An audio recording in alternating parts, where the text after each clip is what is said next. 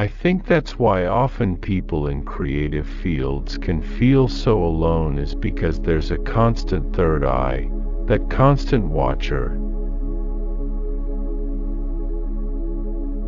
You can't try to be authentic. You either are or you aren't.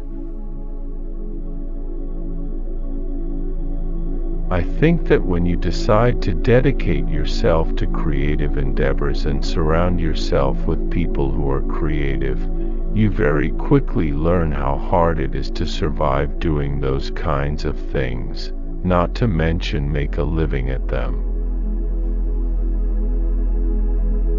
Cool is detached and emotionally cool. My instinct is to battle anything that seems overly cool. Anybody who dedicates himself to exploring the human condition, there's always a detached eye that's watching. In any situation, a little part of me is observing it, to see if there are any raw materials to create something else later. I always like teaser trailers because they don't give too much away, you know. They give just a flavor of what the thing is.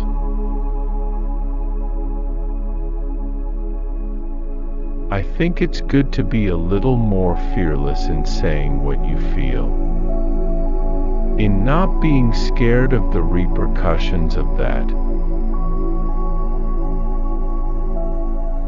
The self-made man that some people believe is a myth. It could be, because you do it on the backs of other people. There's very few people, like Shakespeare, who, no matter what, were gonna do what they did. For the rest of us, there's a lot of events that have to happen in order for things to end up the way they are. A lot of very successful businessmen share some of these sociopathic traits: a lack of empathy, seeing people as commodities, projecting an air of sincerity when everything is actually calculated. A movie set is like a petri dish for neuroses, you know. It's just like egos and weird personalities and, more than anything, fear.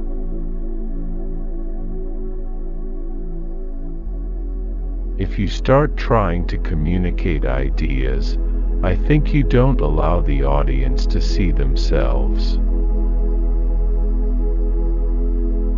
The motivation is important for me to act it, but I don't necessarily want the audience to know my motivation.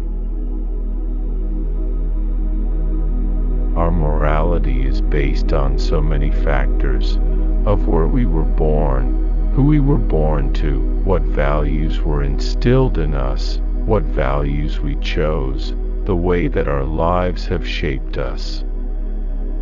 That dictates so much of what we assume is our morality, and also the culture, all of these things. Anything that's made by humans is about humans, whether it's about gods or aliens or anything. It's about some sort of expressive nature about us.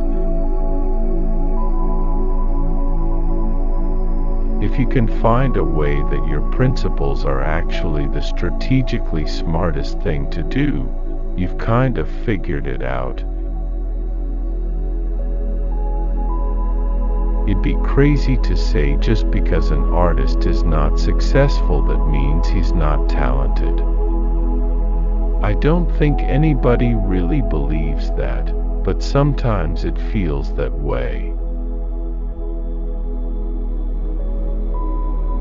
In a play, you dictate pace, you dictate rhythm, you dictate when people look at you, when people should be looking at something else. In film, the editor does that.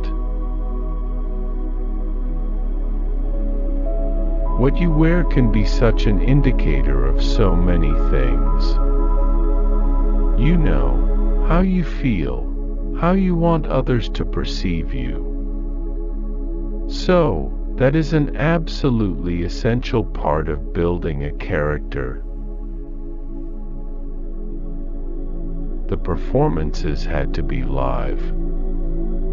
When you play it back, you can see if the hands aren't really doing the right thing, and then the whole magic falls apart.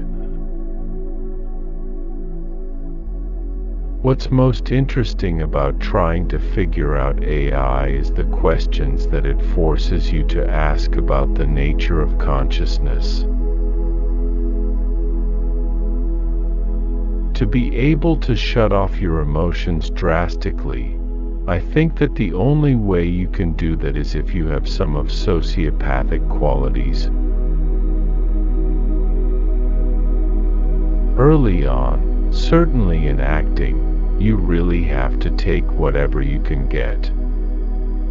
So I understand well how difficult it can be to be in this position where people are just not hearing what you're trying to say or are saying. I recognize that. The hardest things to do in any art is to risk failure and put yourself out on the line. There's nothing scarier than unlimited choices. I like films that take their time a little bit more and don't show you all of their cards right away. Characters that are conflicted and contradicting and seem one way at first and then suddenly turn out to be something else. How do you play a righteous? Do you just kind of stand up straighter? What does that mean as an actor? You don't really play a quality. I think for some reason we're conditioned in movies that the protagonist must be heroic or redeemable in some way, whereas in theater, that's not a necessary. I really just like characters who you don't know where they stand for a long while. It's like people. You hang out with them for 10 years, and then all of a sudden they do something, and you say, "Who are you?" That's more interesting. In life and on screen. The better I am at observing moments in life, the better I'll be at showing them in my acting. Being someone with Latin roots, so many doors are constantly closed for you because people put you in a category, and the thing I've always wanted to avoid is categorization. But second chances are rare. Right. And that's worth celebrating.